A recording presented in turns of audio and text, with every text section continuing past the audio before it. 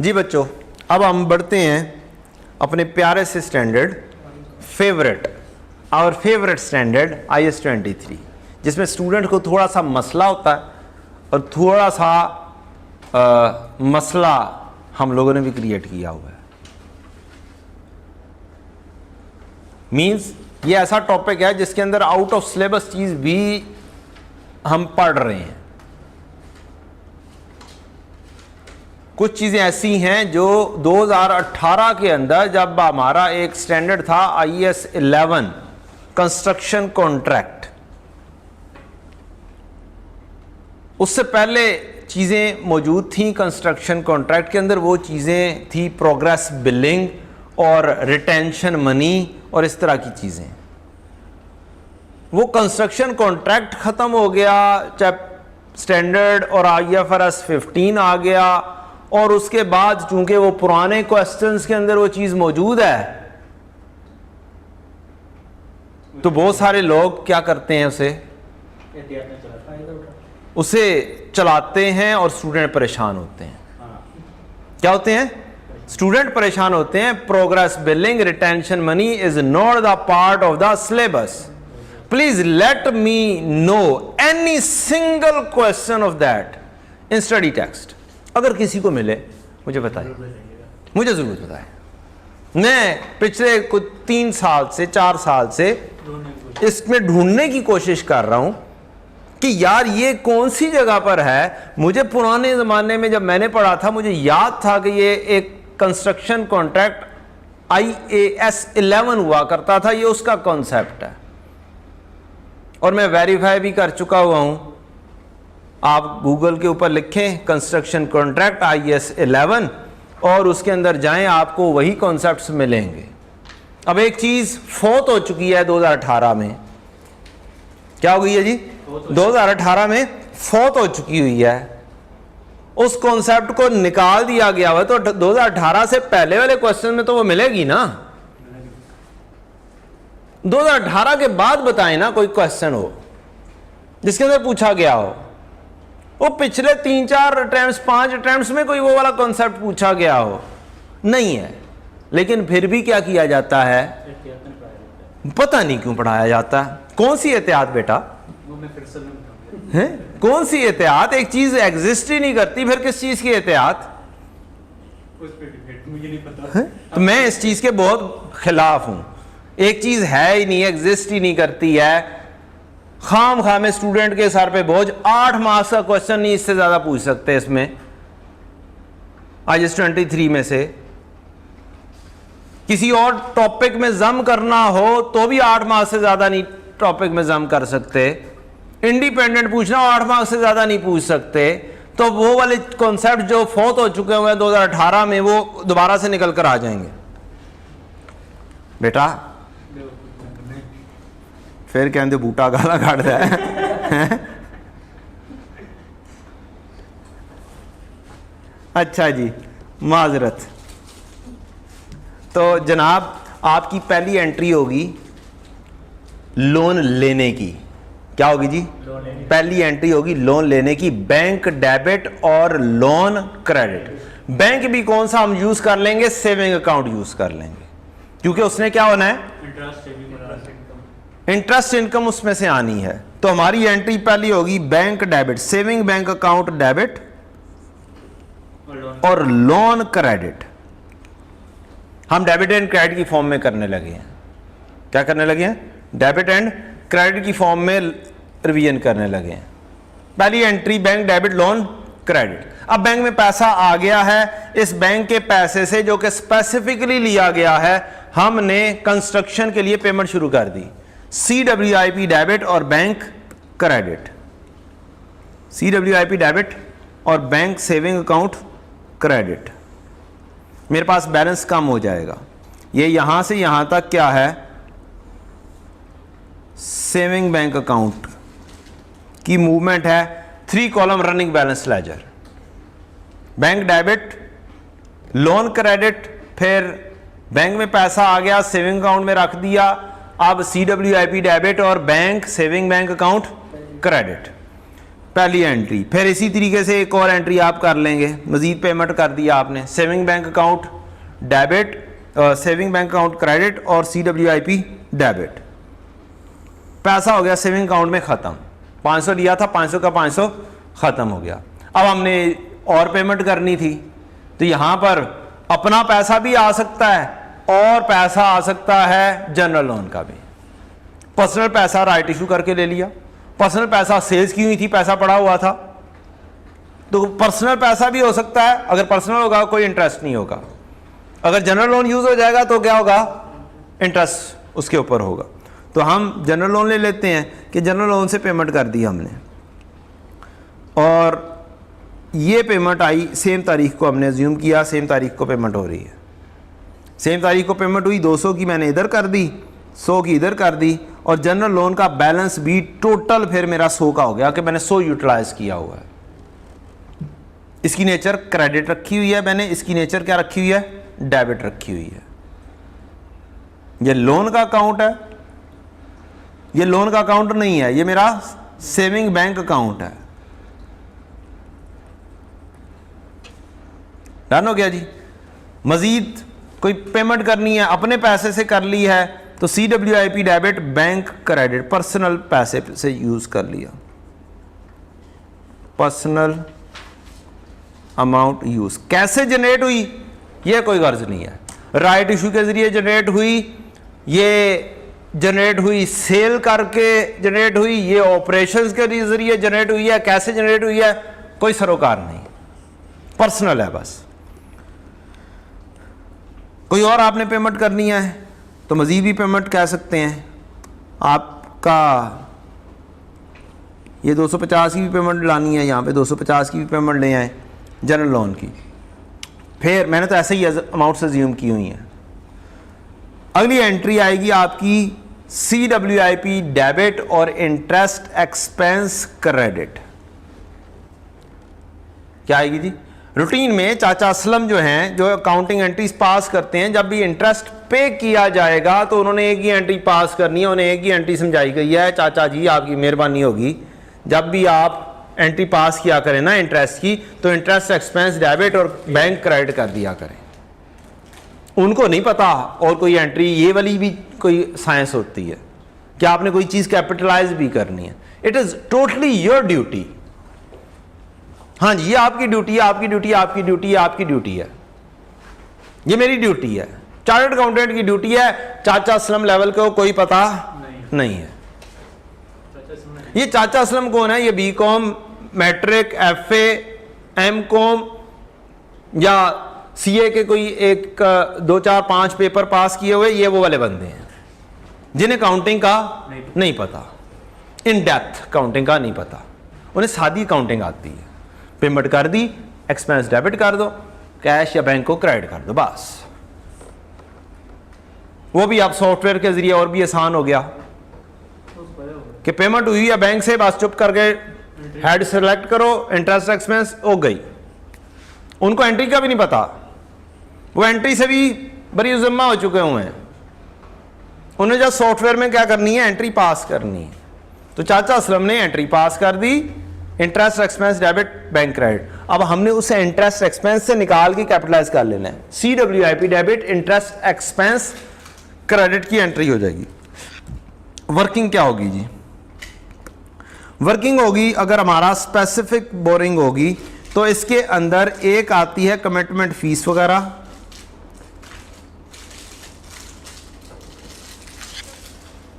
Other cost जिसको कहते हैं, और एक आता है interest expense on specific loan, और इसमें से लेस हो जाएगी टेम्परेरी इन्वेस्टमेंट इनकम। तो ये हमारी 2-3 चीज़ें होंगी और हमारा इंटरेस्ट कैपिटलाइज हो जाएगा।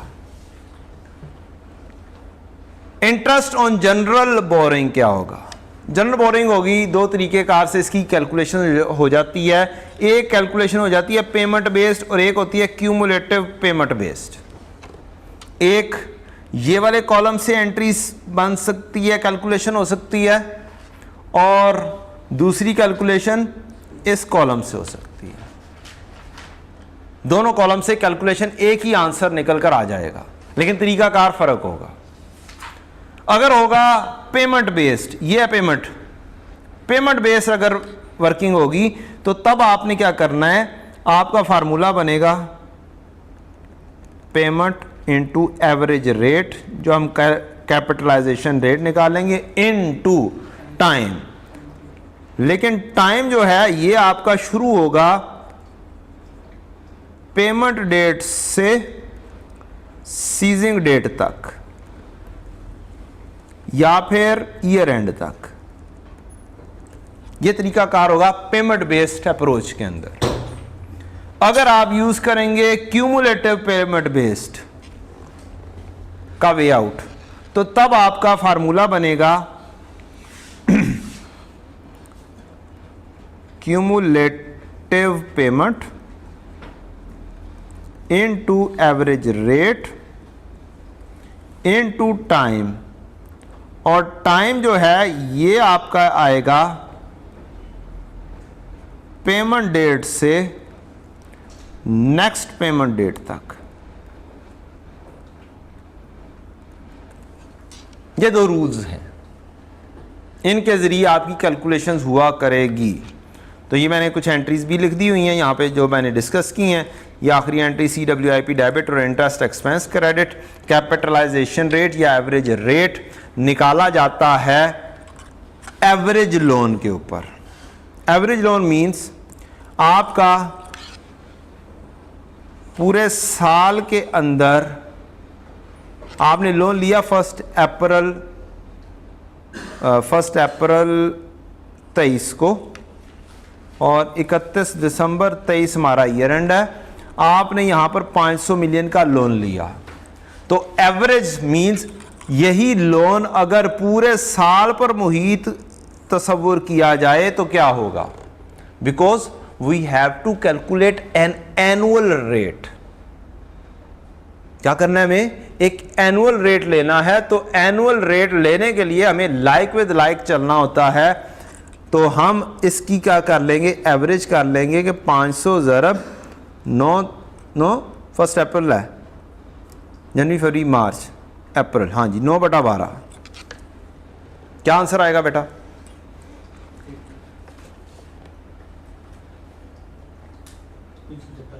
375। ऑन एवरेज ये लोन 375 रहा है इन द होल ईयर। हम एक एवरेज ले लेते हैं और इस एवरेज लोन के ऊपर हम क्या करेंगे, एक रेट लेंगे कि जो इसका रेट था। यही एवरेज आप इस तरीके से भी कर सकते हैं अगर गिवन किया हो। बाज़ औक़ात तो वैसे ही एवरेज लोन गिवन किया होता है और अक्सर औक़ात एवरेज ही गिवन किया होता है। यह भी हो सकता है कि आपको लोन का डेट्स दिए हो, जो कि बहुत रेयर है। आपको नॉर्मली वो एवरेज कर देता है, एवरेज लोन देता है। तो फिर हम सीधा सा कहते हैं कि एवरेज लोन 375 था, 12% रेट था। दूसरा एवरेज लोन था 400 और उसके ऊपर 15% रेट था। तो 375 जमा 400 हो गया और आपका एक एवरेज रेट निकल आया। ठीक, इसको आप ऐसे भी कह सकते हैं जनाब कि 500 का लोन था, ज़रब 9/12 ज़रब 12%, ये मेरा एवरेज हुआ। और नीचे भी 500 ज़रब 9/12 ये एवरेज हुआ। 400 पूरे साल रहा 12/12 ज़रब 15% जमा 400 ज़रब 12/12 ज़रब 15%। आप ऐसे भी कैलकुलेशन कर सकते हैं अगर करना चाहें तो। ठीक, तो ये एक एवरेज रेट निकल कर आ जाएगा, जो भी आ जाए, 13% आ जाए, 13.5% आ जाए, कुछ भी आ जाए। असल चीज है लेना कौन सा है, लोन एवरेज लोन लेना है। और इंटरेस्ट कौन सा लेना है, इंटरेस्ट ऑफ होल ईयर लेना है। ये दो चीजें काम की हैं जो लेनी है। एक आधा क्वेश्चन है जिसके अंदर लो इंटरेस्ट लिख कर दिया हुआ है, एक लोन का इंटरेस्ट लिख कर दिया हुआ है कि जो हमारा कैपिटलाइजेशन पीरियड है उसका इंटरेस्ट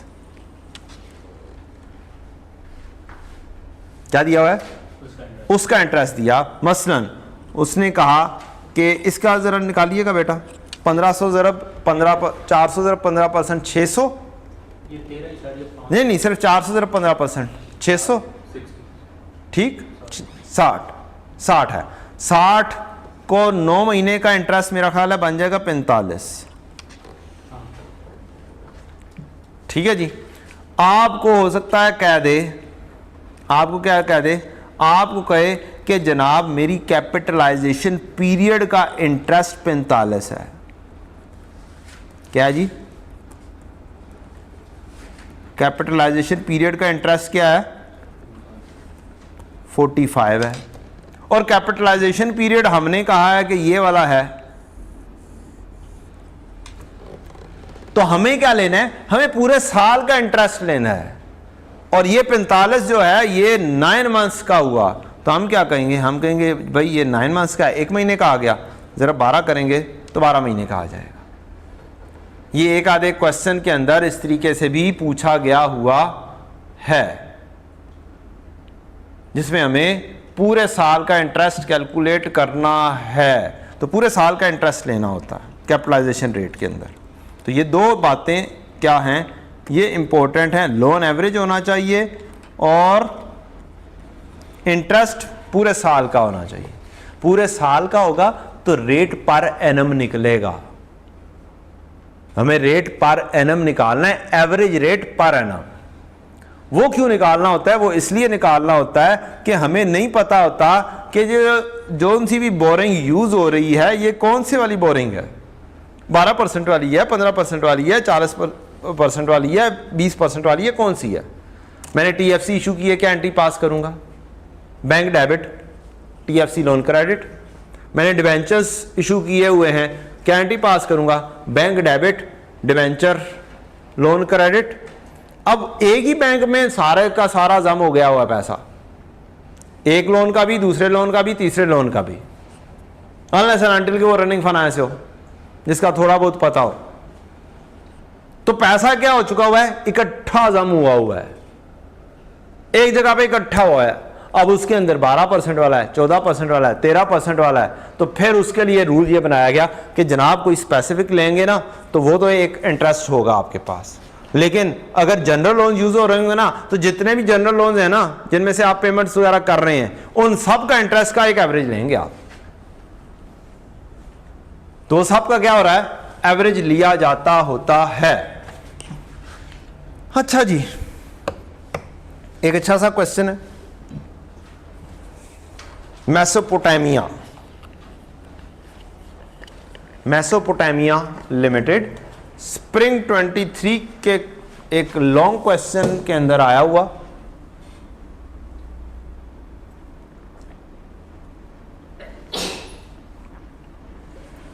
उसमें से आपकी IS 23 की एडजस्टमेंट एक्सट्रैक्टेड है।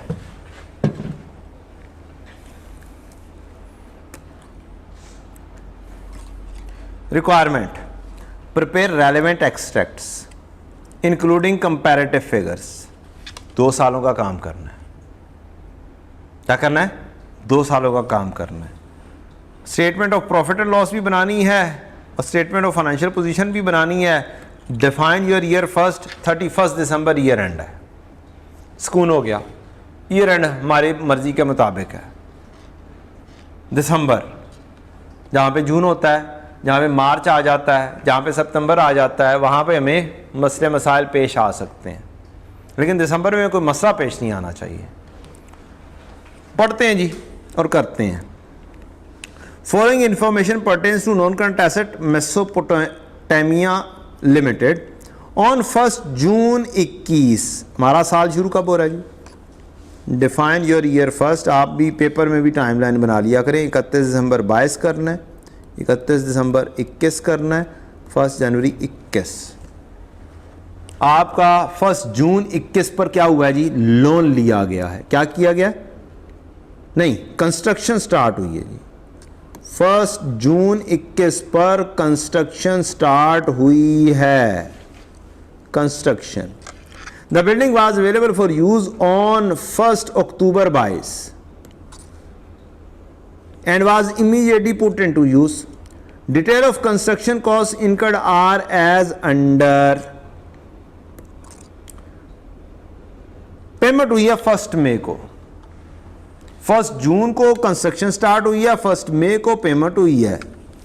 The bill from the contractor was received on 1 दिसंबर 21। ये वाला एक स्टार है, कहता है इसका बिल 1 दिसंबर 21 को मिला है, लेकिन पेमेंट इसकी 1 जनवरी 22 को हुई है। The payment was finance through the following sources. अब पहला जो पेमेंट है, सबसे पहले तो अपने सालों की पेमेंट्स को ना सेपरेट कर दें। पहले साल में पेमेंट आपकी एक ही आ रही है,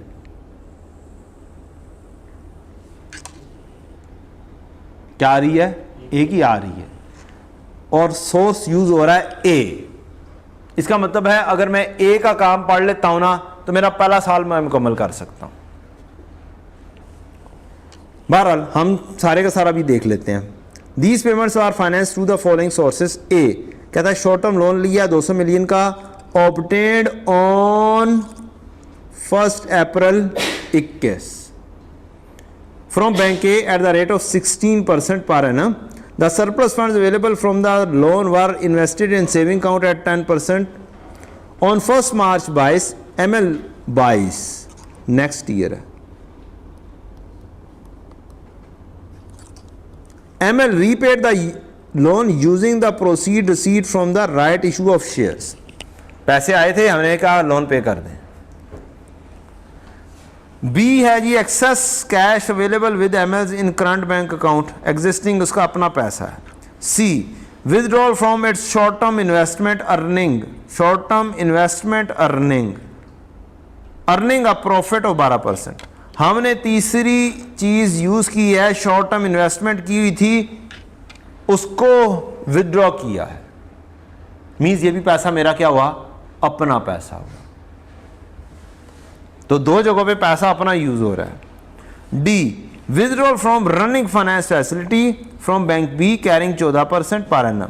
the facility is also use for working capital needs. Okay, thank you very much. ना भी लिखते तो रनिंग फाइनेंस किसके लिए यूज हो रहा था? वो जनरल नीड्स के लिए इस्तेमाल होता है, जहां पे जरूरत पड़े वहां पे इस्तेमाल कर दें।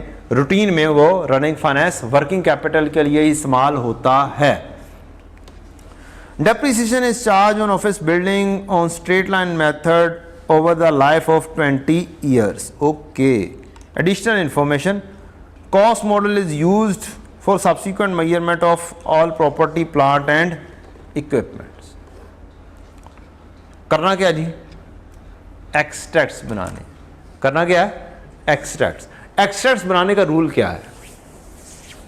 कैसे बनाना चाहिए? क्यों बेटा जी? फॉर्मेट क्या बनाएंगे? कैसे कैसे? पेपर में आपने करना कैसे करोगे?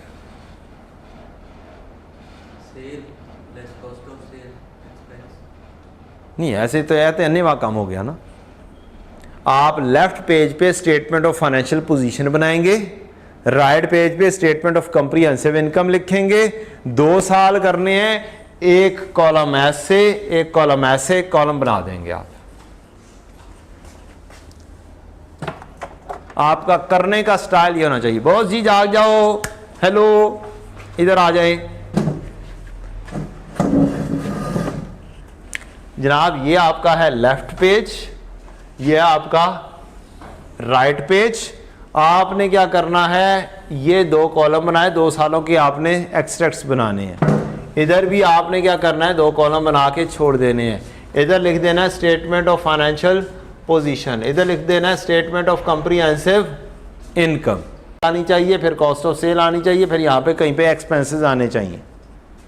यहाँ कहीं पे एक्सपेंसेस जोन से भी आ रहे हैं पुट इन करते जाएंगे। इधर आपको पता है एसेट स्टॉप पर आने चाहिए, फिर यहाँ पे कहीं पे क्या आनी चाहिए?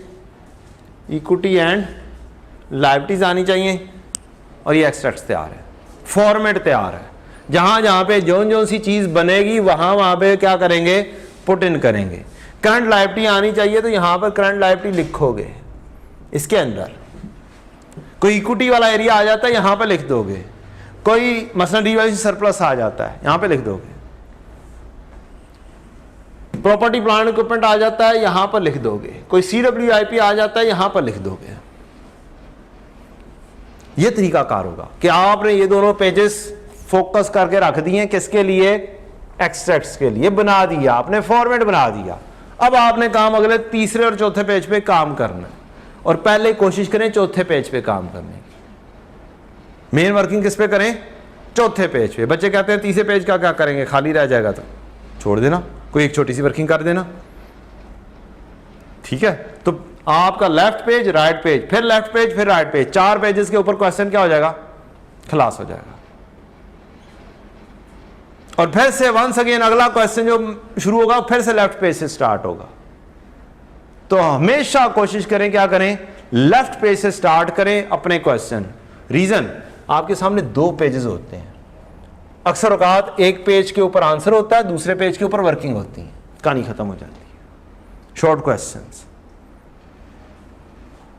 अपना शार ऐसे रखें, पेपर में ऐसे जाके सॉल्व करें, इस तरीके से चलेंगे। सबसे पहले काम फॉर्मेट बना दो। अब जो सी चीज जिस जिस जगह पे आएगी वहां पे फिट इन करते जाओगे, ये इधर की, ये इधर की, ये इधर की, ये इधर की, आपको सॉल्व हो जाएगा। जो सी भी एडजस्टमेंट पकड़ेंगे उसको जब डील करेंगे तो जब भी ईयर एंड आ जाएगा, CD आ जाएगा, फिट इन कर दोगे CD के अंदर। और जब जब भी क्या चीज आ जाएगी, प्रॉफिट एंड लॉस मुकम्मल आ जाएगा, उसकी वर्किंग हो जाएगी।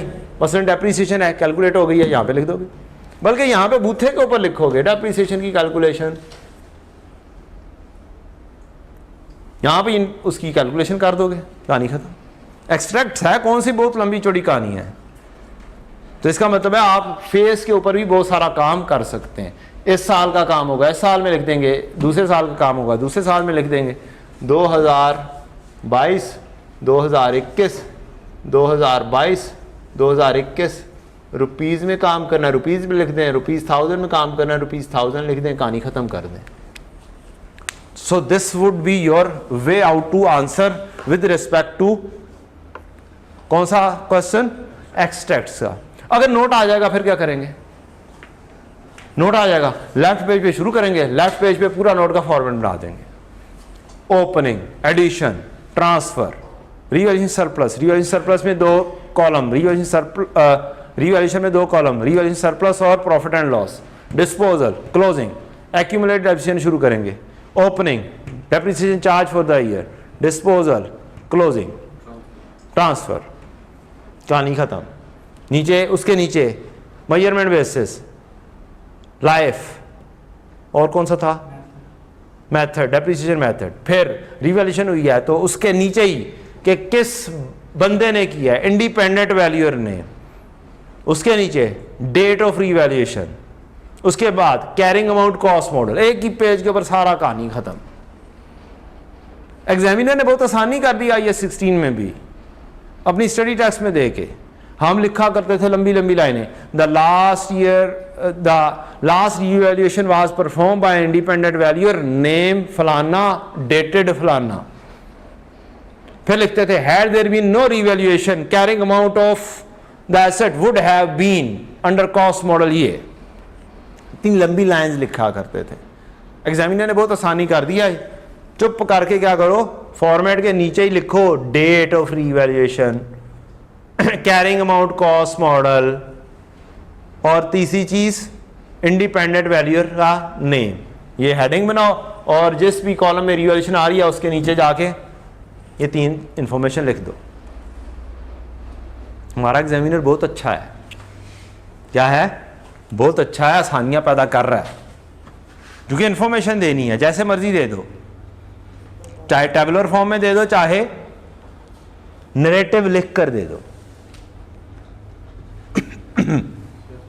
जी मर्जी है जनाब आपकी, अल्लाह खैर करे, अल्लाह बेहतरी करे आपके लिए। चलें जी शुरू करते हैं जी।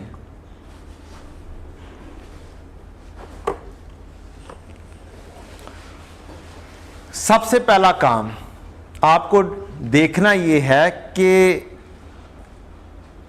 कैपिटलाइजेशन डेट कब से शुरू होनी है। उसके लिए 3 कंडीशंस हैं, वो क्या हैं जी बेटा जी? कैपिटलाइजेशन किस दिन? हाँ, किस दिन से शुरू होनी है? मतलब हमने लोन किस दिन से लिया नहीं, लोन किस, अच्छा लोन किस दिन से लिया, आगे और कंस्ट्रक्शन किस दिन से स्टार्ट हो रही है और स्पेसिफिक पर्पस या किसी टाइम पीरियड ड्यूरेशन के लिए खास तौर पर लिया। मैं डेट पूछ रहा हूँ।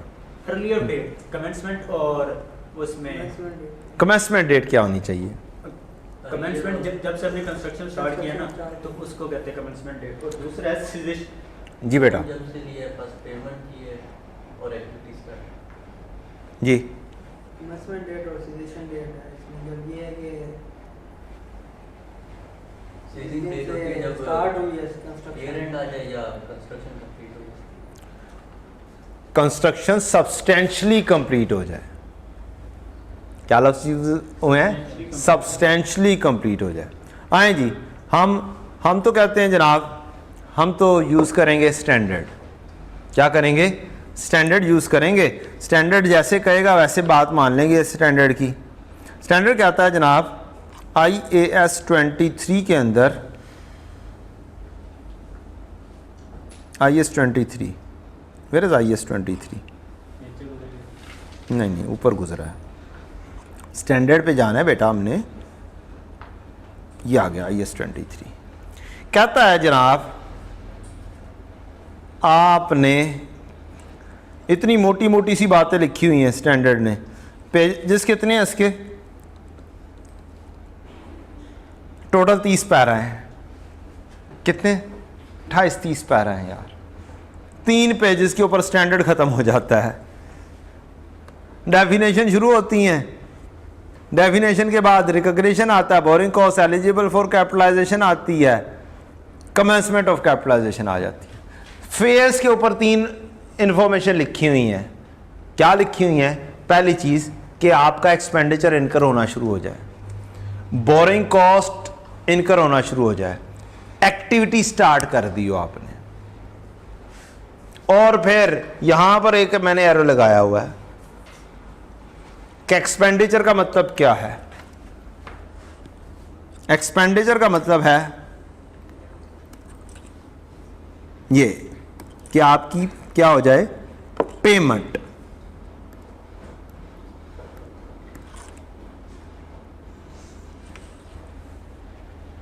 मींस फर्स्ट पेमेंट देखनी है आपने। बोरिंग कॉस्ट कब इनकर होना शुरू होती है? जब लोन ले लेते हैं तो इनकर होना शुरू हो जाती है। और एक्टिविटी स्टार्ट हो गई हो, कंस्ट्रक्शन वगैरह स्टार्ट हो गई हो, काम शुरू हो गया हो, तो ये 3 कंडीशंस पूरी होना जरूरी हैं। जब ये 3 कंडीशंस पूरी होंगी तीनों, तब आपकी क्या होगी? कैपिटलाइजेशन डेट होगी। कौन सी? कमेंसमेंट की। आपने कमेंसमेंट शुरू तब करनी है। इससे पहले पहले का इंटरेस्ट प्रॉफिट एंड लॉस में, सीजिंग डेट के बाद का इंटरेस्ट प्रॉफिट एंड लॉस में। उसका मेन जगह प्रॉफिट एंड लॉस ही है। This is our exception to the main जगह। मेन रूल हमारा है इंटरेस्ट एक्सपेंस में जाना है। यह हमारा एक स्टैंडर्ड है, exception to the normal rule.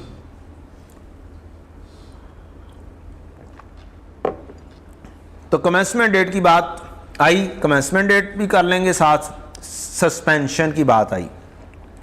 Suspension आप कर सकते हैं जब एक्सटेंडेड पीरियड ऑफ टाइम के लिए क्या हो,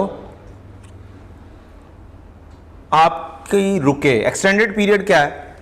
सब्सटेंशियल टाइम हो, 15 के दिन लग गए हैं, 10-12 दिन लग गए हैं, ये सब्सटेंशियल पीरियड हो गया, एक्सटेंडेड पीरियड हो गया। और सीजिंग डेट क्या है? Substantially all activity are performed, ये वाली चीज। Substantial all the things are completed, ये हमारा स्टैंडर्ड कहता है। कौन सा? IAS 23। इसके अलावा स्टैंडर्ड ये कहता है कि जी आपने किस एसेट को कैपिटलाइज करना है, व्हाट इज द एसेट जो आप इसमें लेकर आ सकते हैं। तो वो स्टैंडर्ड कहता है कि क्वालिफाइंग एसेट हो। क्वालिफाइंग एसेट क्या हो? सब्सटेंशियल पीरियड ऑफ टाइम जिसके ऊपर लगता हो। बोरिंग कॉस्ट में क्या क्या कुछ शामिल है? इंटरेस्ट एक्सपेंस शामिल है। इफेक्टिव इंटरेस्ट मेथड IFRS 9 के तहत। फाइनेंशियल चार्जेस हों, फाइनेंस लीज के हो सकते हैं, एक्सचेंज डिफरेंसेस वगैरह हो सकते हैं। क्वालिफाइंग एसेट कौन कौन से हो सकते हैं उसकी मिसालें भी दी हुई हैं। इन्वेंट्री है, मैन्युफैक्चरिंग प्लांट है, पावर जनरेशन फैसिलिटी है, इंटेंजिबल एसेट्स हैं, इन्वेस्टमेंट प्रॉपर्टी है, बियरर प्लांट। बियरर प्लांट आगे जाके पढ़ेंगे FAR 2 लेवल पर। तो सारी चीज़ें में क्या की गई हैं? दी हुई हैं। इसके अलावा वो कहता है कि फाइनेंशियल चार्जेस या financial asset and inventory that are manufactured और produced over a short period of time are not a qualifying asset. ऐसे एसेट जो आपने खरीद लिए हैं, भले लोन लेकर खरीदे हैं, रेडी फॉर इंटेंडेड यूज हैं, उनका इंटरेस्ट कैपिटलाइजेशन में नहीं जाएगा। मसलन मैंने बिल्डिंग खरीद लेता हूं 300 मिलियन की, मैं प्लांट खरीद लेता हूं 300 मिलियन का लोन लेकर, इसके ऊपर इंटरेस्ट भी दे रहा हूं, लेकिन इंटरेस्ट कैपिटलाइज नहीं होगा अनलेस एंड अनटिल कि मैं वो खुद कंस्ट्रक्ट कर रहा हूं, बना रहा हूं, असेंबल कर रहा हूं और उसके ऊपर अच्छा खासा टाइम लगे।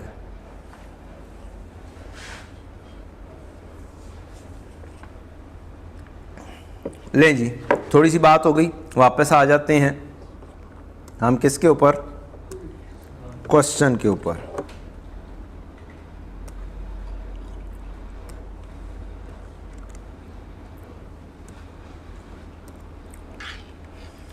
तो फिर यहां से डेट देख के बताएं कौन सी डेट होनी चाहिए कैपिटलाइजेशन की, कब स्टार्ट करनी है, कमेंसमेंट डेट क्या बनती है? फर्स्ट,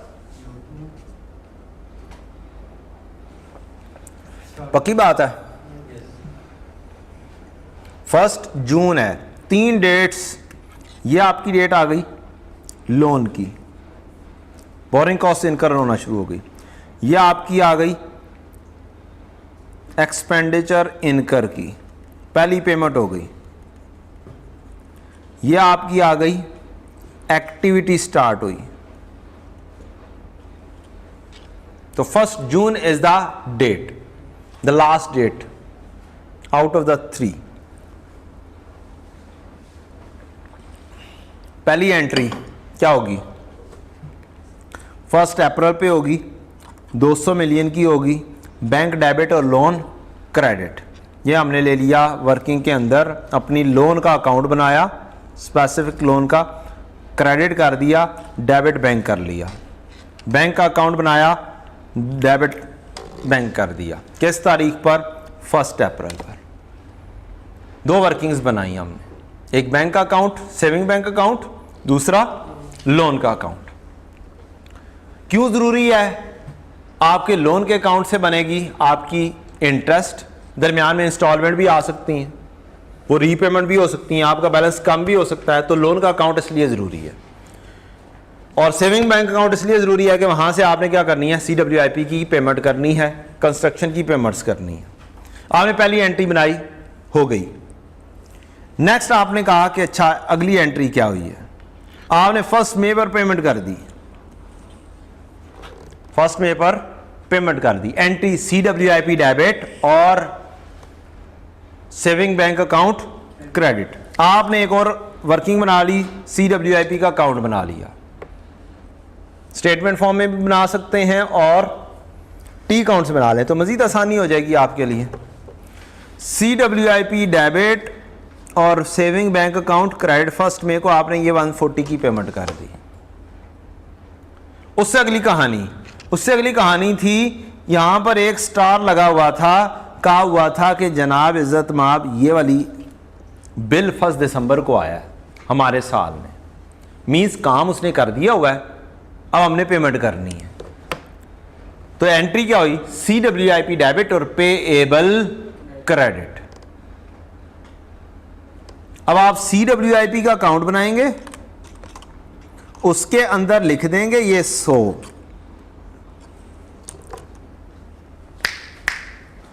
हेलो हेलो कैमरामैन भाई, इधर भी देख लेना। 100 का इस साल में क्या करेंगे, CWIP की वर्किंग के अंदर फेंक देंगे और पेएबल क्या करेंगे, इस तरीके से एक्सट्रैक्ट्स में लिख देंगे कि ये मेरा पेएबल आ गया। Debit CWIP, credit payable, entry भी पूरी और एक्सट्रैक्ट्स भी पूरे होने शुरू हो गए, क्योंकि वो पे तो हो रहे हैं अगले साल 1 जनवरी को, अगले साल पेमेंट हो रही है ना उसकी। तभी तो उसने लिखा है कि ये वाली पेमेंट जो है ये बुक किया हुआ होना चाहिए 1 दिसंबर को, पेमेंट हम 1 जनवरी को करेंगे नेक्स्ट ईयर में। ये एंट्री हमने पास की। अगली चीज क्या है, इंटरेस्ट की कैपिटलाइजेशन। क्या जी, क्या बोरिंग कॉस्ट है? बिल्कुल है। क्या स्पेसिफिक लोन है? यस। क्या फिर सेविंग अकाउंट से इनकम भी आएगी? यस। अब हम जाएंगे, जो ही हम यहां पर पहुंचे अपनी वर्किंग में, हमने कहा जनाब हमारी कैपिटलाइजेशन डेट क्या है, स्टार्ट, कमेंसमेंट किस डेट पर होनी है? 1 अप्रैल पर लोन लिया, 1 मई पर फर्स्ट पेमेंट है और 1 जून से एक्टिविटी स्टार्ट है। तो इसका मतलब है 1 जून मेरी क्या बनती है, कमेंसमेंट डेट। आपने कहा अच्छा 1 अप्रैल से लेके 31 मई तक, इसका मतलब है इंटरेस्ट जो है एक्सपेंस में जाएगा। 1 अप्रैल से लेके 31 मई तक इंटरेस्ट जो है वो इनकम में जाएगी, जो टेम्परेरी इन्वेस्टमेंट इनकम है, और उसके बाद कैपिटलाइजेशन में जानी शुरू होगी जून से। सस्पेंशन तो नहीं आई हमारे क्वेश्चन में? सस्पेंशन तो कोई नहीं है ना, कहीं पे लिखा तो नहीं हुआ था जी बेटा? इंटरेस्ट इनकम जो आपने लिखा है ये फार्मूले वाला जो लेस करेंगे। नहीं नहीं, इनकम बेटा जी, बैंक में पैसा पड़ा हुआ है, उससे पैसा आ रहा है, सेविंग अकाउंट से पैसा आ रहा है। मेरी कैपिटलाइजेशन कब से शुरू हुई है? 1 जून से। तो मैं जून से ऑनवर्ड की कैपिटलाइजेशन करूंगा। हमें आदत पड़ी हुई है हिस्टोरिकली क्वेश्चंस करने की, जहां पे क्वेश्चन सिर्फ और सिर्फ एक चीज पूछी जाती है, क्या बोरिंग कॉस्ट कैपिटलाइज कितनी हुई। अब एग्जामिनर अच्छा बन गया है, पूरी अकाउंटिंग सिखा रहा है, लिटरली एग्जामिनर अच्छा हो गया है, पूरी अकाउंटिंग सिखा रहा है। पहले एग्जामिनर इतना अच्छा नहीं था, वो थोड़ा सा चीज उठाता था, उसी के अंदर मुश्किल पेश करता था। अब पूछता है भाई एक्सपेंस करोगे तो कितना करोगे, आओ खेलो। इनकम में लेके जाओगे तो कितना लेके जाओगे, आओ खेलो। कैपिटलाइज कितना करोगे, आओ खेलो। ठीक, तो हम इसको 2-3 अंदाज से कर सकते हैं। एक अंदाज है चाचा असलम वाला, एक अंदाज है चाचा असलम, सारे साल का एक्सपेंस बुक कर दो, interest expense debit bank credit. ठीक, फिर अपनी कैपिटलाइजेशन की वर्किंग करो और एंट्री पास करो, CWIP डेबिट और इंटरेस्ट एक्सपेंस क्रेडिट। डेबिट में से क्रेडिट लेस होता है। एक तरीका ये। दूसरा तरीका ये है कि डेट्स बनाओ कि ये मेरा इतना अरसे कहां पे जाना चाहिए, interest expense profit and loss में जाना चाहिए, इतने अरसे की इनकम कहां पे जानी चाहिए, प्रॉफिट एंड लॉस में जानी चाहिए, और बाकी बाद का मई से लेकर और जून से लेकर दिसंबर तक कहां पे जाना चाहिए, बोलो कहां पे जाना चाहिए भाई जी? जून से ऑनवर्ड कैपिटलाइज होना चाहिए। दिमाग खोल के बैठो। ये तो प्रॉफिट एंड लॉस की तो बात हो गई है ना। 1 जून से ऑनवर्ड कहां पे जाना चाहिए, कैपिटलाइज होना चाहिए। मजा तो तब आना था जब दरमियान में सस्पेंशन फेंकी होती। आहा, मजा तब आना था कि सस्पेंशन दरमियान में मौजूद होती। सस्पेंशन वाला एरिया भी कहां पे जाना था, प्रॉफिट एंड लॉस में। तुसी पास होना है तो फिर सादा काम करो, चाचा असलम वाला काम करो। क्या करो, पूरे का पूरा इंटरेस्ट एक्सपेंस कहां पे बैंक को, प्रॉफिट एंड लॉस में। पास होना, फेल नहीं होना। तो जनाब आप पहले से प्लान करें कि प्रॉफिट एंड लॉस में क्या क्या चीज़ जानी चाहिए है उस एरिया का। मसलन सस्पेंशन होती, मैं कहता हूं कि सस्पेंशन होती अगस्त के महीने में 15 दिन। कितने दिन? 15 दिन। तो मैं कहता यहां पे अगस्त भी लिख लेता, 15 days interest expense and income. ये कहाँ पे जाना चाहिए? Profit and loss. मैं वर्किंग बना लेता कि प्रॉफिट एंड लॉस में क्या जाना चाहिए, और कैपिटलाइजेशन की तो मुझे आती है वर्किंग, तो मैं डेट्स डिफाइन कर लेता, उधर कितना जाना है उधर कितना जाना है। अब मैं पकड़ता अपनी दोनों वर्किंग के अंदर, जाता जरा मेरा लोन कितना है, मेरा साल पूरा हो गया, मेरा सीडी कितना बनेगा? 200। मैं फौरन से पहले क्या करूंगा, कोई और वर्किंग करने से पहले मैं कहूंगा जनाब यहां पर लोन को तो इधर लेकर आओ ना,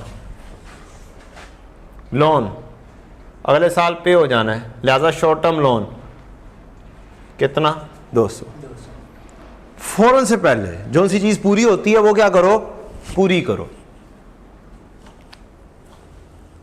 मार्क्स अचीव करने होते हैं, जो सी टारगेट चीज है उसको पूरा करके, और जल्दी जल्दी पूरा करना होता है। जो सी चीज बनती है निकाल के लिखो। अच्छा जी, मेरा ये लोन कंटिन्यू रहा कब से लेके कब तक? 1 अप्रैल से लेके 31 दिसंबर तक। अप्रैल और मई किधर लेके जाऊंगा मैं? प्रॉफिट एंड लॉस में। मैं जाऊंगा प्रॉफिट एंड लॉस में, वो उधर वो उस वर्किंग में जाऊंगा, इधर वाली वर्किंग में जाऊंगा, एक्सपेंस में जाऊंगा और यहां पर लिखूंगा इंटरेस्ट एक्सपेंस 200 मिलियन।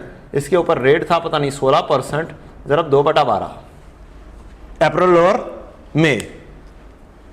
ठीक, फिर मैं जाऊंगा बाकी का हिस्सा इंटरेस्ट अपनी वर्किंग के अंदर जाऊंगा और उधर लिख दूंगा बाकी के महीने। तरतीब से करूंगा, तरीके से चलूंगा। एक चीज मैंने की यहां पर, किधर गया आंसर? एक चीज मैंने की यहां पर आया प्रॉफिट एंड लॉस में अपने, और इंटरेस्ट एक्सपेंस लिखा। मैंने कहा 200 ज़रब 16% ज़रब 2/12, और मैंने आंसर ले लिया 5.33। एक हिस्सा इसका अप्रैल मई का पूरा कर दिया। उसके बाद मैं गया बोरिंग कॉस्ट कैपिटलाइज की वर्किंग में, इंटरेस्ट एक्सपेंस लिखा 200 ज़रब 16 ज़रब 7/12। कब से लेके कब तक? जून से लेके दिसंबर तक। ठीक, अगर होता मेरा ये सस्पेंशन भी दरमियान में होती तो मैं यहां पर क्या करता? यहां पर मैं 2.5 कर देता और यहां पर 6.5 कर देता।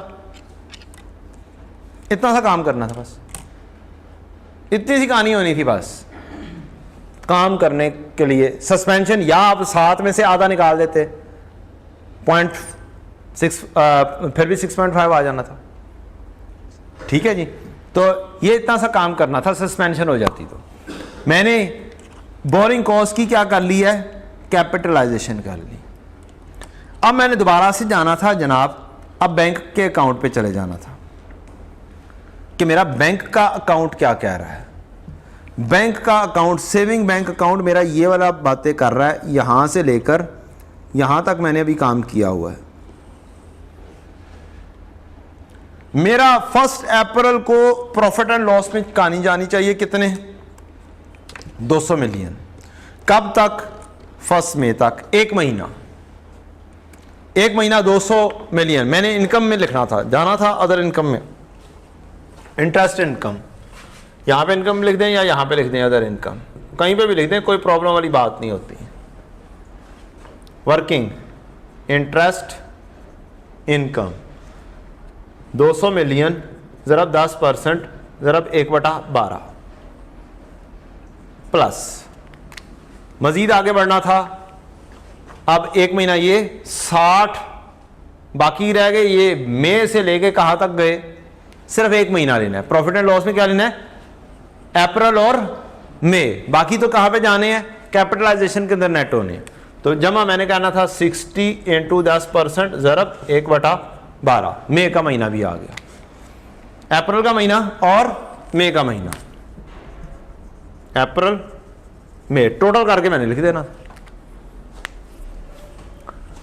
फिर मैंने बढ़ना था जनाब कैपिटलाइजेशन में। तो मैं ये आया अदर इनकम में, अदर इनकम में आके मैंने कहा जनाब इन्वेस्टमेंट इनकम 200 ज़रब 10/12 अप्रैल, 60 ज़रब 10/12 1/12 मई, अप्रैल और मई, और मैंने टोटल किया और 2021 के कॉलम में फिट इन कर दिया। फिर मैं भागा भागा गया और मैंने कहा अब मैं जाता हूं टेम्परेरी इन्वेस्टमेंट इनकम करता हूं। अब फिर से मैं जाऊंगा अपने बैंक अकाउंट पर। मेरा बैंक अकाउंट कहता है कि जनाब जून पे से बैलेंस मेरा 60 का है, जून से दिसंबर मेरा बैलेंस कितना रहा है 60 का। तो 60 को उठाऊंगा और 60 से वर्किंग करूंगा, 60 इंटू 10% ज़रब 7/12। सस्पेंशन होती तो यहां पे भी 6.5 कर देना था, बस इतनी सी कहानी करनी थी, और इनकम में जाके 1 महीना बढ़ा देना था, उधर 1.5 महीना कर देना था। क्या होना था, मेरी ये दोनों चीज़ें पूरी हो जानी थी। ये पूरा करता, ये मैंने लेस करना है, मेरा नेट वैल्यू बन गई 15.17 की कैलकुलेशन आ गई। इसकी एंट्री मैं बनाऊंगा और लेकर चला जाऊंगा CWIP के अंदर।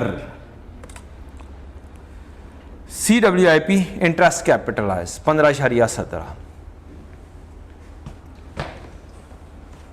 डन। लोन की इंटरेस्ट की पेमेंट होनी कब है ये देखना हमने।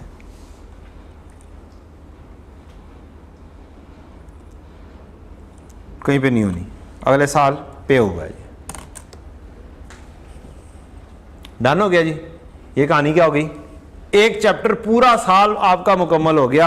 आप CWIP का क्या करेंगे, टोटल लगाएंगे, आपका CD आएगा, CD जाके आपने कहाँ पे लिखना है, इधर जाके CWIP के अंदर ठा करके यहाँ पे लिख देना है 255।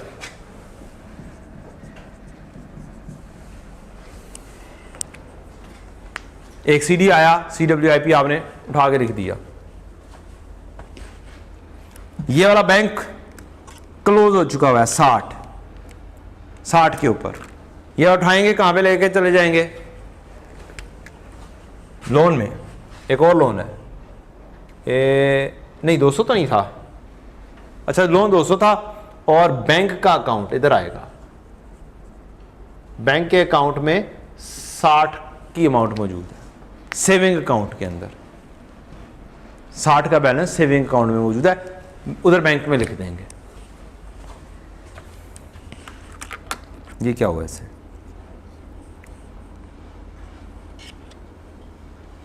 यहां पे भी गालिबन ये चीज़ नहीं लिखी हुई, किधर गया, यहां पर आना चाहिए। सेविंग अकाउंट 60,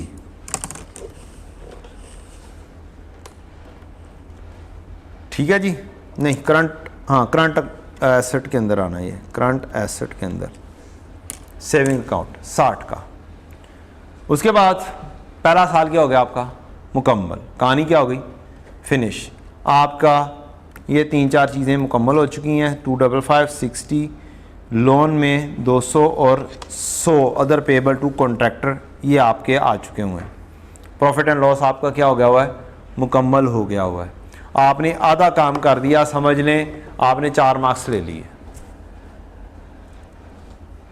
एक साल मुकम्मल कर दिया, 8 मार्क्स का अगर क्वेश्चन है तो आपने कितने मार्क्स ले लिए, 4 मार्क्स ले लिए। अब आप बड़े दूसरा साल करने, दूसरे साल में भी डेट वाइज चलेंगे। पहला काम क्या हुआ, पहला काम ये हुआ बच्चों के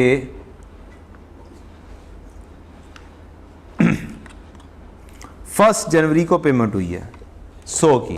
क्या एंट्री पास करूंगा, क्या दोबारा से CWIP एड कर दूं, नहीं, पिछले साल हो गया हुआ है। ये तो अब पेबल स्टैंड कर रहा था। अब पेबल डेबिट और बैंक क्रेडिट, ये वाला पेबल जो लिखा था 100 का, ये पेबल डेबिट और बैंक क्रेडिट। ये वाला पेबल इसका मतलब है सफ़ा 80 से अगले साल में मिट गया। और बैंक क्रेडिट हम कर देते हैं। बैंक में पैसा कितना है, अब ये इसके लिए सोर्स नंबर A और B यूज हुए हैं। क्या है जी, सोर्स नंबर A और B। A में हमारा बैलेंस 60 का बचा हुआ है, 60 का बचा हुआ है। ये मैंने अगले साल का बीडी उठाया और मैंने कहा पेबल डेबिट और बैंक क्रेडिट 1 जनवरी को, ये मैंने 60 की पेमेंट कर दी। 40 की पेमेंट कहाँ से हुई है? बी सोर्स से। बी सोर्स क्या कहता है? Access cash available with MS in current bank account. अब करंट बैंक अकाउंट हमें इन ओरिजिनल टोटल कितना है वो नहीं दिया हुआ, इसका मतलब बस ये एंट्री हवाओं में हमने पास कर दी 40 की के पेबल डेबिट और बैंक क्रेडिट, कहानी ख़त्म, ये हवाओं में हो जाएगी, ये इसकी ज़रूरत नहीं है आपको करने की। नेक्स्ट है जी 100 की पेमेंट हो गई। 1 अप्रैल को सी में से 70 की पेमेंट हुई है, CWIP डेबिट और सी वाली account credit. Withdrawal from short term investment at a profit of 12% per annum. ठीक है भाई, जितने मर्जी रेट के ऊपर आप ले रहे थे, ये 12% रेट क्यों दिया हुआ है? स्टूडेंट क्या करेगा? उठाएगा, इसको भी लोन ट्रीट कर देगा और जनरल लोन ट्रीट कर देगा, एक एवरेज बनाने की कोशिश करेगा। ये लोन है ही नहीं, ये तो मैंने अपनी इन्वेस्टमेंट जो रखी हुई थी, कोई शॉर्ट टर्म इन्वेस्टमेंट, वो रियलाइज करवाई है। बैंक डेबिट और इन्वेस्टमेंट क्रेडिट हुआ है, बैंक में पैसा आया, वो बैंक से पैसा क्या कर दिया हमने? पे कर दिया। CWIP डेबिट और अपना सादा बैंक अकाउंट क्रेडिट 70 के साथ। मैं CWIP में जाऊंगा, ओपनिंग उठाऊंगा, ओपनिंग उठाने के बाद 1 अप्रैल पर CWIP डेबिट और बैंक क्रेडिट, ये पर्सनल अकाउंट, पर्सनल अमाउंट है कंपनी की, ये 70 गई। नेक्स्ट, अब एंट्री वाइज चलेंगे, होती चली जाएंगी। 1 अगस्त 22 को 160 मिलियन की डी में से पेमेंट हुई है। डी क्या चीज़ है जी? Withdrawal from running finance facility, general loan. क्या आ गया जी? General loan. और एग्जामिनर इतना अच्छा है, एक ही जनरल लोन दिया उसने, मीन्स मुझे कैपिटलाइजेशन रेट बनाने की ज़रूरत नहीं है। एक सिंगल रेट में क्या एवरेज करेंगे? वही यूज़ कर लेंगे। तो फिर क्या होगा? आपका एक लोन, जनरल लोन आया, 140 की पेमेंट आपने वहाँ से की, आपने कहा अच्छा CWIP डेबिट, CWIP किधर गया? CWIP डेबिट और जनरल लोन क्रेडिट। ये जनरल लोन का हमने 3 कॉलम बना लिए उसी के आगे, ताकि एक ही जगह पर आ जाए वर्किंग। CWIP डेबिट और बैंक जनरल लोन क्रेडिट। हमने 160 मिलियन यूज़ किया, उसका टोटल भी 160 ही हो गया। कहानी क्या हो गई है? ख़त्म हो गई है, सारी की सारी पेमेंट्स हो चुकी हुई हैं 470 की। अब आप क्या करेंगे? वंस अगेन इंटरेस्ट क्या करेंगे? कैपिटलाइज करेंगे। अब आप फिर से डेट वाइज जाएंगे अपने बैंक की तरफ, भागे भागे भागे भागे कि जनाब मेरा 60 का बैलेंस 1 जनवरी से लेके 1 जनवरी को ही फौत हो गया, ख़त्म, खलास, बैंक में पैसा नहीं है। आपका बात अगली कही थी उसने कि हमने लोन रीपे कर दिया है फ्रॉम सोर्सेज, अपने सोर्सेज से। किस तारीख को? 1 अप्रैल को लिया था, 1 मार्च 22 को हमने पे कर दिया, इसकी एंट्री पास नहीं की। 1 मार्च 22 को आप लोन डेबिट और बैंक क्रेडिट कर देंगे अपना जनरल बैंक। 1 मार्च को आपका लोन डेबिट बैंक क्रेडिट कहानी ख़त्म हो जाएगी। आपके पास पर्सनल पैसे थे, 200 मिलियन आपने पे कर दिया। जब पे कर दिया तो इसका मतलब है आपके पास लोन चलता रहा जनवरी और फरवरी, 2 महीने का। इसका मतलब इंटरेस्ट कैपिटलाइज होना चाहिए है। रीज़न, हमारी कैपिटल जो कम सीजिंग डेट है वो क्या है? यहाँ पे कहीं पे 1 अक्टूबर थी। शुरू कहाँ से हुआ है? 1 जून से। तो 1 अक्टूबर से पहले पहले ही है, तो हम इसको वर्किंग में लेकर जाएंगे और कहेंगे जनाब कैपिटलाइज हो जाओ स्पेसिफिक लोन, 200 ज़रब 16% ज़रब 2/12 जनवरी और फरवरी का इंटरेस्ट कैपिटलाइज कर देंगे, वर्किंग बना देंगे। और फिर जनरल बोरिंग में जाएंगे और जनरल बोरिंग में 160 ज़रब 14 ज़रब 2/12, यहाँ पर अगस्त में पेमेंट हुई है, सीजिंग डेट मेरी 1 अक्टूबर है। अगस्त और सितंबर 2 महीने का इंटरेस्ट 160 के ऊपर क्या करूँगा, कैपिटलाइज कर लूँगा और मेरे पास आंसर आ जाएगा 3.73 और टोटल हो जाएगा 9.06, जो कि आप क्या कर लेंगे, कैपिटलाइज कर लेंगे। सीडी बैंक का ख़त्म, सीडी बैंक का ख़त्म। जनरल लोन की फैसिलिटी होती है वो सिर्फ और सिर्फ हमने दरमियान में यूज़ किया होता है, उसका बैलेंस 160 नहीं लिख सकते इधर। जनरल लोन का बैलेंस यहाँ पे नहीं आ सकता अनलेस एंड अनटिल कि उसने जनरल लोन का क्लोजिंग बैलेंस दिया हुआ हो। स्पेसिफिक लोन हमारा ख़त्म हो चुका हुआ है, ये नील हो जाएगा। पीछे बात बच जाएगी, प्रॉपर्टी प्लांट एंड इक्विपमेंट में CWIP उठाकर ले जाओ 494 और इसके ऊपर जाके डेप्रीसिएशन चार्ज कर दो। PPE CWIP भी ख़त्म हो जाएगा और PPE बिल्डिंग के अंदर कहानी आ जाएगी। बिल्डिंग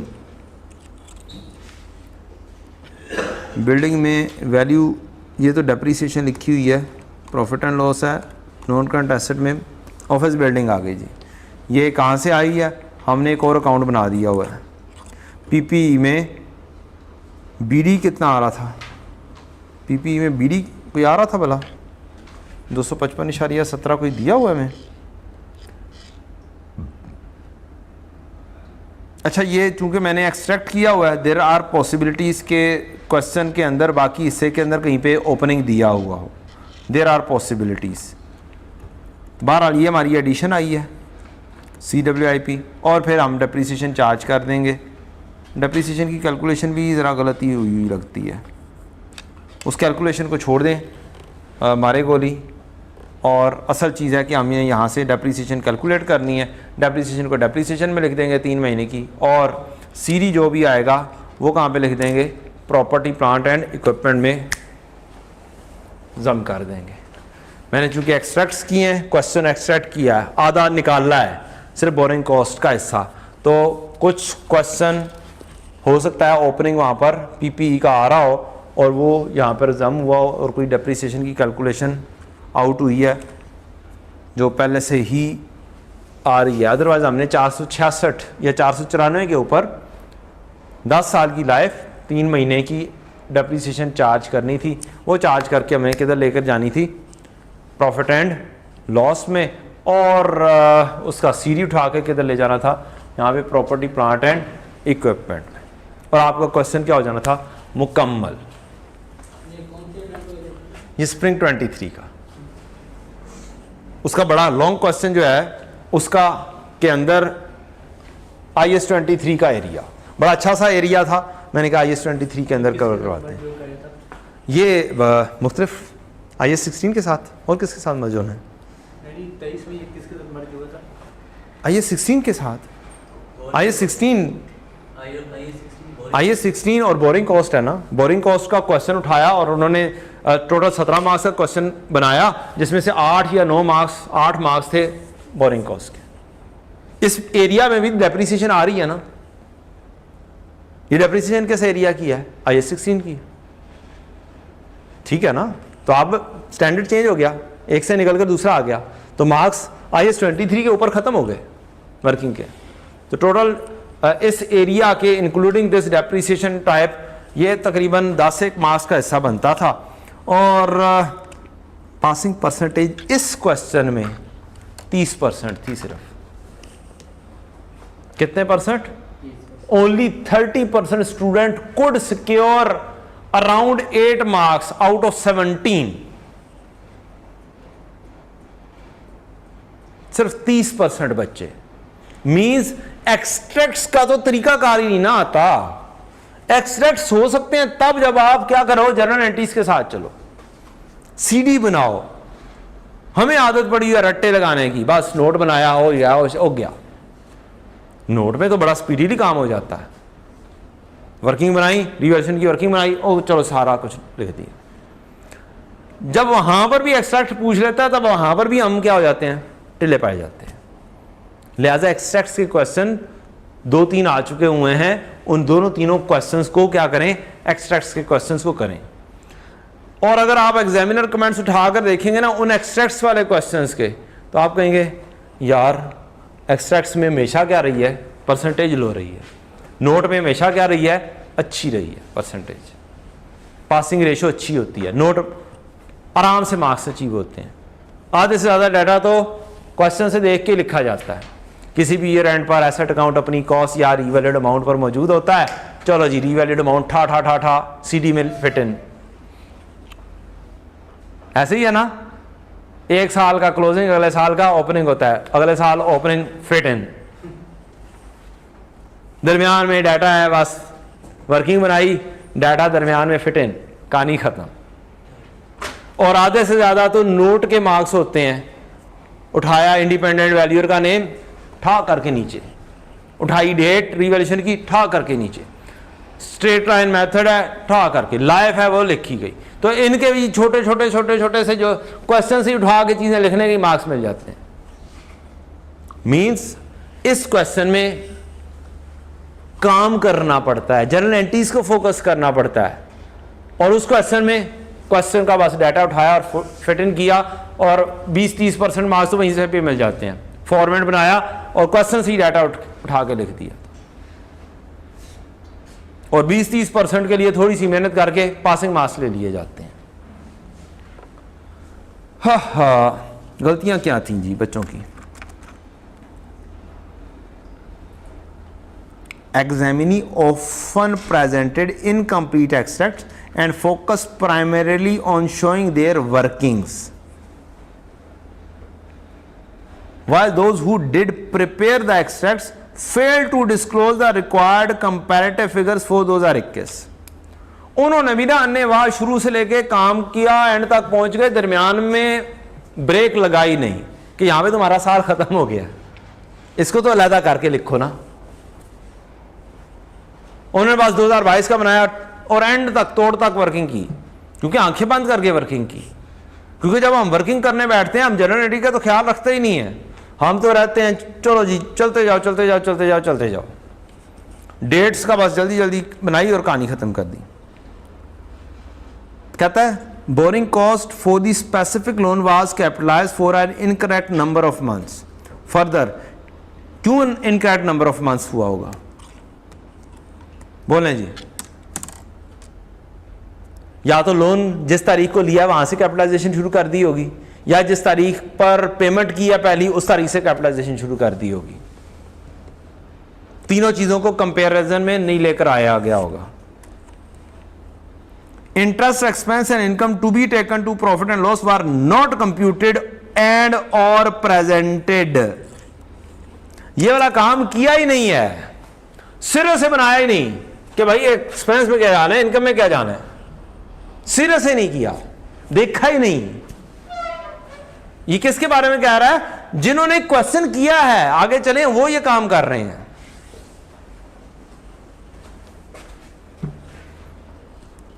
और मार्किंग स्कीम क्या थी? डेप्रीसिएशन एक्सपेंस के इतने मार्क्स। ओ भाई गलत भी आई होगी, कैलकुलेशन गलत भी आ गई होगी यहां पर, तो डेप्रीसिएशन की कैलकुलेशन के तो मार्क्स मिल जाएंगे ना, क्योंकि यहां से होनी है ना सारी कैलकुलेशन। मैंने गलत उठा लिया या मैंने एक्सट्रैक्ट कर लिया क्वेश्चन, तो मैं माजरत चाहता हूं ना। इंटरेस्ट एक्सपेंस एंड इनकम के कितने मार्क्स? 2.5 मार्क्स इस चीज के, इधर काम करने के 2.5 मार्क्स। ये सिर्फ एक्सट्रैक्ट कर रहा हूं, मैंने लिखा हुआ IS 23 से रिलेटेड। ऑफिस बिल्डिंग के 6.5 मार्क्स, लाइब्रेरी के कितने मार्क्स? 0.5। ये 6.5 मार्क्स क्यों हुए हैं जी ऑफिस बिल्डिंग के?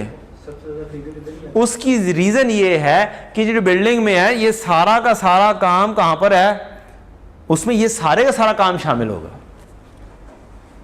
ये जो CWIP में कहानियां की हैं इन सारों के मार्क्स शामिल हैं। CWIP की प्रेजेंटेशन यहां पर जो की है इसके मार्क्स शामिल हैं।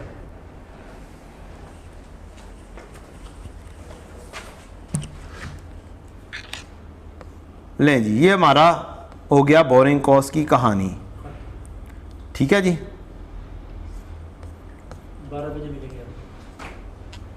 कोई 12 बजे नहीं मिलेंगे। बोरिंग कॉस्ट में मैंने आपको एक क्वेश्चन करवाया ये, इससे पीछे आपको अगर जाएं थ्योरेटिकली जाएं तो आपको IAS 23 में एक क्वेश्चन मिलता है, ये कॉर्ब लिमिटेड के नाम से स्प्रिंग केस का क्वेश्चन है। इसमें 3 पार्ट्स थे, एक IAS 23 का था, एक आलबन IAS 40 का था, एक IAS 36 का था शायद। 15 मार्क्स का क्वेश्चन बनाया था उसने 5-5 मार्क्स की थ्योरी लिखने के लिए। क्या लिखने के लिए? सिर्फ थ्योरी लिखनी थी। बिग क्वेश्चन, बड़ा क्वेश्चन। क्या किया? 3 स्टैंडर्ड्स उठाए, तीनों का एक एक पार्ट बनाया और एक बड़ा क्वेश्चन दे दिया। अब तो मजीद आसानी हो गई, अब तो शॉर्ट क्वेश्चन अवेलेबल हैं, ऐसे ऐसे मस्ती करके। जब दिल करा, जिस स्टैंडर्ड में से दिल किया उठाया और चुप करके एक शॉर्ट क्वेश्चन बनाया। किसका? थ्योरेटिकली लिखो, एक्सप्लेन करो। क्या कहता जी? Discuss how the above issue should be dealt in the financial statements. मतलब क्या इसका? Should be dealt in the financial statement. Profit and loss में क्या चीज जानी है, बैलेंस शीट में क्या चीज जानी है। और CL for the year ended 31 December 20 in accordance with the requirements of IFRS। Question क्या है जी? क्या कहता है? कहता है CL is construction of power generation plant of its factory. The project started on 1 February 20 and would complete on 30 नवंबर 21। हमारा साल कौन सा है? 31 दिसंबर 20 है। 31 दिसंबर 20, 31 दिसंबर 20 हमारे साल में नहीं, नेक्स्ट ईयर में जाके क्या होगा? कंप्लीट होगा। 1 फरवरी 20 को शुरू है, यहां पे 1 फरवरी 20 को शुरू है। सीजिंग डेट इसकी नेक्स्ट ईयर में कहीं पे जहां पे जाके है सीजिंग। हमें तो अपने साल के ऊपर बात करनी है। The work remained suspended for 3 महीने, 3 months रिमेन सस्पेंड रहा है। The project is finance through the long term loan acquired specifically on 1 जनवरी 20, 1 जनवरी 20। और शुरू कब हुआ है जी कंस्ट्रक्शन? 1 फरवरी को। The unutilized amount of loan is kept in the separate saving account. The accountant has deducted income of separate saving. Accountant ने क्या कहानी की है? कहता है accountant has deducted income of separate saving account from full year's interest on loan and presented the net amount as finance cost in the statement of profit and loss. चाचा साहब ने क्या किया है? उनको नहीं पता था कुछ भी। उन्होंने क्या किया? इंटरेस्ट एक्सपेंस को भी लिया और इंटरेस्ट इनकम को भी लिया और नेट करके कर दिया, प्रेजेंट कर दिया। कहां पे? प्रॉफिट एंड लॉस में। आगे, the accounting policy of CL is to carry land and building at fair value wherever permitted by IFRS। तो ये तो कहानी चले बात की है, वो पूरा क्वेश्चन के अंदर से कोई पॉलिसी शायद पूरी ना आई हो, या सिर्फ इन्वेस्टमेंट प्रॉपर्टी से रिलेटेड भी दरमियान में आ रही है ना, बिल्डिंग आ रही है वो इन्वेस्टमेंट प्रॉपर्टी की होगी, लैंड भी रिवैल्यूएशन मॉडल पे होगी। हमारा क्या है? IAS 23। कंस्ट्रक्शन हम क्या कर रहे हैं जी? प्लांट कर रहे हैं, लिहाजा इस पॉलिसी से हमारा कोई ताल्लुक फिलहाल नहीं है। ये बताएं क्या करेंगे, क्या लिखेंगे इसमें? सबसे पहले तो उसकी गलती बता देंगे कि एज पर IFRS 23 जो चीज़ें during capitalization of the borrowing cost या कंस्ट्रक्शन के दौरान हो रही होती है और वो as per the nature of the time होता है तो उन्हें कैपिटलाइज करते हैं in asset plant of the factory में। उसके बाद हम बताएंगे जो टाइम पीरियड है 1 फरवरी से लेकर 31 दिसंबर 2020 तक, इस टाइम पीरियड में जो इंटरेस्ट एक्सपेंस है उसको हम इंटरेस्ट एक्सपेंस माइनस उसमें से लेस कर देंगे इन्वेस्टमेंट इनकम को, और जो कैपिटलाइज होगी उसको हम ऐड कर देंगे, बोरिंग कॉस्ट को ऐड कर देंगे उसकी कॉस्ट में, प्लांट की कॉस्ट में। और उसके बाद बताएंगे कि अगले साल का जो पीरियड है, जो अगले साल का, अगर उसके बारे में वो जो 11 मंथ हैं वो भी कैपिटलाइज होंगे लेकिन वो नेक्स्ट ईयर में होंगे।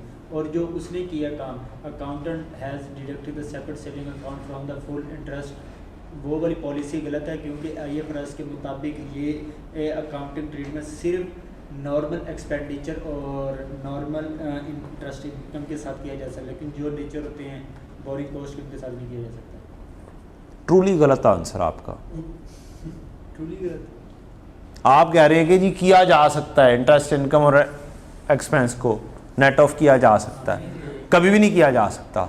आपको हमेशा इनकम और एक्सपेंस क्या करनी है, सेपरेट प्रेजेंट किया। अभी मैंने क्या करवाया आपको, यही थ्योरी वाला क्वेश्चन एग्जैक्ट ये वाला क्वेश्चन है। ये उसने किया, क्या है, ये उसने किया। तकरीबन एग्जैक्ट ये वाला क्वेश्चन है, उसने नेट ऑफ किया ना। उसने क्या किया है, आपकी ये वाले एक्सपेंस ये वाली इनकम को नेट ऑफ कर दिया और नेट ऑफ करके प्रेजेंट कर दिया और सारी की सारी को कर दिया, कोई कैपिटलाइजेशन नहीं की।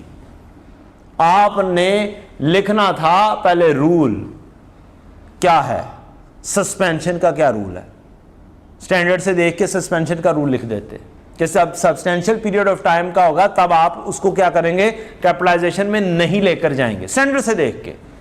क्योंकि सबसे बड़ी प्रॉब्लम आपको क्या है, लिखने की है कि लिखना क्या है, कैसे लिखना है। तो सबसे पहली चीज, क्या प्रोविजन स्टैंडर्ड से उठा के लिख सकते हो?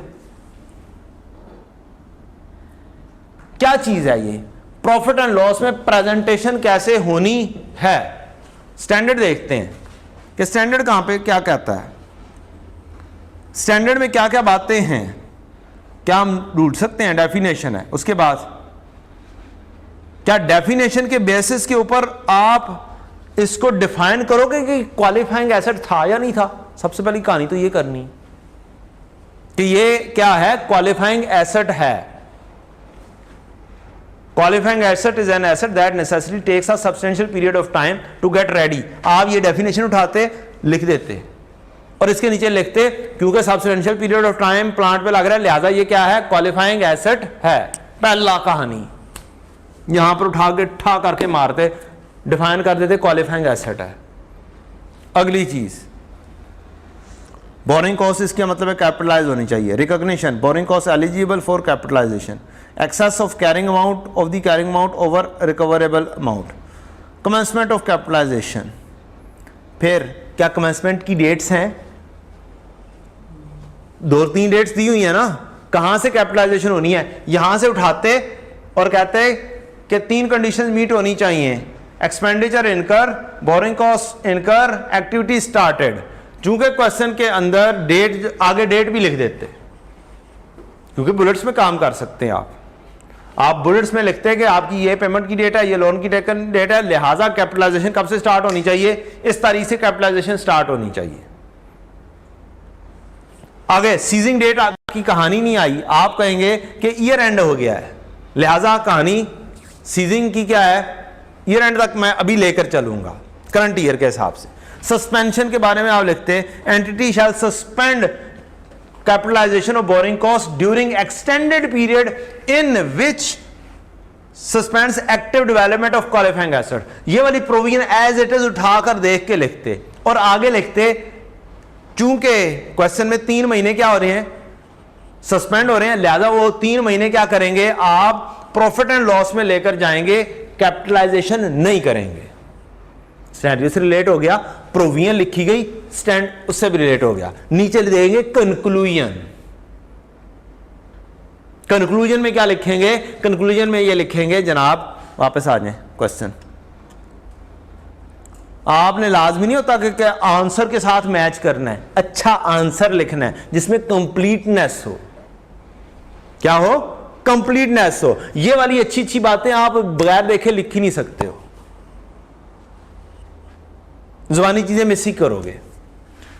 अगली चीज कंक्लूजन, क्या आपने ऊपर डिफाइन करते हुए बता दिया कि आपकी कैपिटलाइजेशन 1 फरवरी से शुरू होनी है, ना कि 1 जनवरी से। लोन कब लिया है, लोन 1 जनवरी को लिया।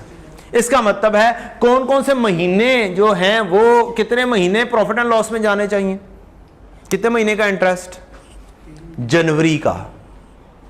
फरवरी से कैपिटलाइजेशन शुरू हुई है, जनवरी को लोन ले लिया था, इसका एक्सपेंस और सरप्लस फंड्स की इनकम जनवरी के महीने की प्लस जो सस्पेंशन पीरियड है 3 महीने का, वो टोटल कितने महीने हो गए? 4 महीने। ये आप क्या करेंगे, इसका इंटरेस्ट और इनकम प्रॉफिट एंड लॉस में लेकर जाएंगे और सेपरेटली अलग अलग मेंशन करेंगे। आपने ये लिखना था। और फिर बाकी के महीने कितने रह गए? जनवरी से लोन ले लिया हुआ था, बाकी के 8 महीने का आप क्या कहेंगे? आप कैपिटलाइज करेंगे इंटरेस्ट। ये कहानी थी आपकी क्वेश्चन की, ऐसे आपको लिखना चाहिए था। सर इनमें ये जो स्टैंडर्ड में अगर स्टैंडर्ड ना होता तो प्रोविजन लिखना लाजमी। फिर जुबानी लिखोगे, जुबानी लिखोगे, चीजें क्या करोगे? थोड़ी थोड़ी सी मिस करोगे, और थोड़ी थोड़ी सी मिस करोगे तो क्या होगा? बस 1 आधा मार्क्स कम हो जाएगा। और अगर अच्छा ना लिखा गया तो 2-1 मार्क्स कम हो जाएंगे। रिक्वायरमेंट में तो लिखा होगा ना कि in accordance with requirement of. वो तो in accordance with that he लिखना है ना, इंटरनेशनल अकाउंटिंग स्टैंडर्ड के मुताबिक ही लिखना है आपको, और तो कोई और फॉलो करना ही नहीं है। तो कहने का मतलब ये है कि जो प्रोविजन लिखी गई स्टैंडर्ड में वो लिखनी लाजमी दिया। बेहतरीन आंसर के लिए लिख दोगे तो आसानी हो जाएगी। मैं तो कह रहा हूं बेहतरीन आंसर करना है आपने। प्रोविजन लिखोगे तो खुद ब खुद साथ रिलेट कर दोगे ना, स्टैंडर्ड की बात भी आ जाएगी कि जनाब आपका ये काम होना चाहिए, और फिर आगे कर दोगे, उससे ज्यादा अच्छा आंसर हो जाएगा आपका। आपके दिमाग में जो खिचड़ी पकती है ना कि मैं अब लिखूं तो क्या लिखूं, वो खिचड़ी नहीं पकेगी। आप शुरू हो जाएंगे। आपने 5 मिनट सोचने में जो लगाने हैं ना, वो 5 मिनट देख के लिख दोगे। 5 मार्क्स का क्वेश्चन है, इट मींस आपके पास कितने मिनट है? 8 मिनट है, 9 मिनट है इस 5 मार्क्स को लिखने के लिए। और देख के कितनी लाइनें मैंने बोलनी है आपको लिखने के लिए? हार्डली 3 से 4। हार्डली कितनी? 3 से 4। पहले डिफाइन कर दो, क्वालिफाइंग एसेट बन रहा है। फिर आप क्या करो, date of capitalization, commencement date के ऊपर बहस कर दो। फिर सस्पेंशन की आ गई, सस्पेंशन की कहानी लिख दो। प्रोविजन लिख दी, मींस आपने मेजर पॉइंट लिख दिया, फिर क्वेश्चन से रिलेट कर दिया। थ्योरेटिकल लिखने का जो तरीकाकार होता है ना, थ्योरेटिकली, चाहे लॉ हो चाहे स्टैंडर्ड की कहानियां हो, एक ही होता है। वो क्या होता है कि आपको एक चीज लिखनी होती है कि स्टैंडर्ड की प्रोविजन क्या है या लॉ की प्रोविजन क्या है, फिर उसको क्वेश्चन के इशू से रिलेट करना होता है, और फिर कंक्लूजन देना होता है। ये लॉ लिखने का तरीकाकार भी यही है, चाहे वो कंपनी लॉ हो, चाहे वो ऑडिट हो, चाहे वो बिजनेस लॉ हो, चाहे वो स्टैंडर्ड की कहानियां हो, सबका एक ही तरीकाकार। बेस चीज एक ही है। जब आप बेस चीज को फोकस करोगे ना, काम कर जाओगे। और यहां वो तो बहुत आसानी है, ओपन बुक है, देख देख के खोल खोल के लिख देना है। मींस लॉ जो प्रोविजन है समझी हुई है हमने, समझी हुई को जब इंग्लिश में लिखना होता है ना, लिखी नहीं जाती है हमसे। सिर्फ उसको लिखने के लिए मैं कहता हूं यार स्टैंडर्ड पास होने चाहिए। खोला देखा लिख दिया, खोला देखा लिख दिया। 3 पेजेस पे ये स्टैंडर्ड है, 4 पेजेस पे IAS 20 है, 4-5 पेजेस पर आपका IAS 40 है। इसी तरह से कौन सा 36 भी इसी तरह से ही है। तो मींस 20-22 पेजेस बनते हैं सिर्फ और सिर्फ स्टैंडर्ड की प्रोविजंस के। 20-22 पेजेस पढ़ते हुए जो बुक में लिखा हुआ है, क्या सेम चीज दोबारा से नहीं पढ़ सकते हो? नहीं भी अभी स्टैंडर्ड लिए हुए तो, आज भी नहीं लिए हुए तो फौरी तौर पे ले लो, हफ्ते में मिल जाएंगे।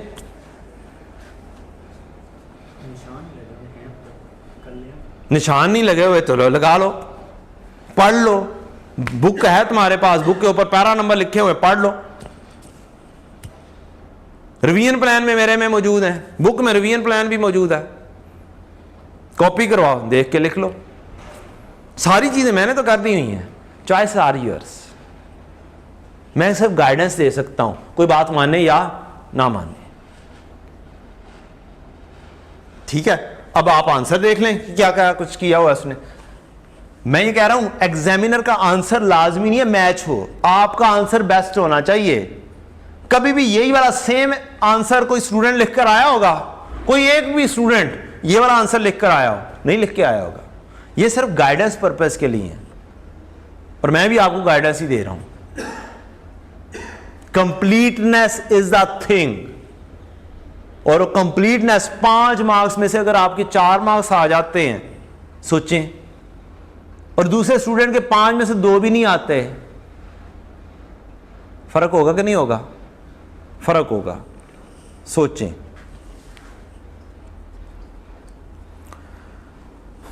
चूंकि आसान क्वेश्चन था, 59% बच्चे फिर भी पास हो गए, 40%, 30% फिर भी रह गए, 40% फिर भी रह गए।